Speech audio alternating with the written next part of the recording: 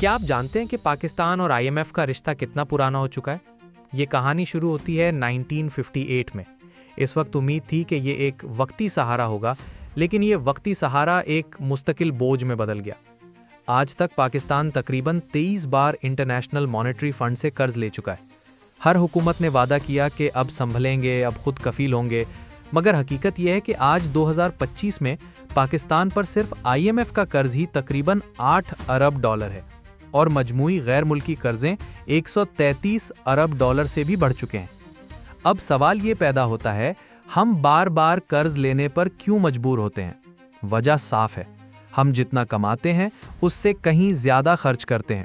یہ بالکل ویسا ہے جیسے گھر میں آمدنی ہو $10 لیکن خرچ ہو $50۔ ظاہر ہے ایسا گھر زیادہ دیر نہیں چل سکتا۔ قرآن مجید میں اللہ فرماتے ہیں، اور فضول خرچی نہ کرو، سورۃ الاسراء آیت 27، یعنی نہ زیادہ خرچ کرنے کی اجازت ہے، نہ قرضوں میں جکڑے رہنے کی۔ دیکھیں، یہ مسئلہ صرف پاکستان کا نہیں ہے۔ دنیا میں کئی ایسے ممالک ہیں جو IMF سے بار بار قرض لے کر اپنی معیشت کو مزید خراب کر چکے ہیں۔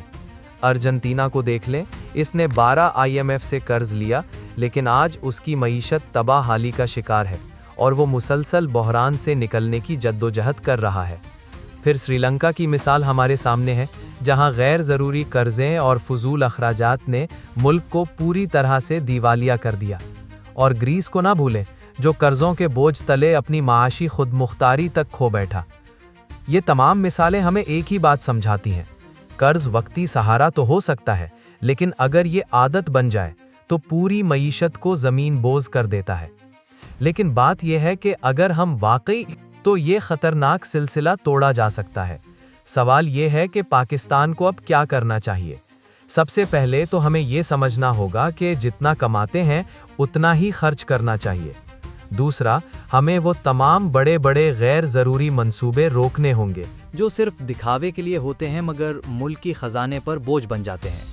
تیسری بات، ہمیں اپنی مقامی صنعتوں کو فروغ دینا ہوگا تاکہ ہمیں ہر چیز باہر سے منگوانے کی ضرورت نہ پڑے۔ جتنا زیادہ خود بنائیں گے اتنا ہی کم درآمد کریں گے۔ چوتھی چیز، ٹیکس کا نظام ایسا ہونا چاہیے جو شفاف ہو، آسان ہو اور سب پر یکساں لاگو ہو۔ اور آخری اور سب سے اہم، قرض صرف اس وقت لیا جائے جب واقعی شدید ضرورت ہو، اور وہ بھی کم سے کم مقدار میں۔ اسلام ہمیں یہ سکھاتا ہے کہ ہم اپنے وسائل کو سنبھال کر اور اللہ پر بھروسہ کر کے زندگی گزاریں۔ جیسا کہ حدیث شریف میں آتا ہے، جو اپنے مال کو سنبھالتا ہے اور اللہ پر بھروسہ کرتا ہے، اللہ اسے کفایت شاری عطا کرتا ہے۔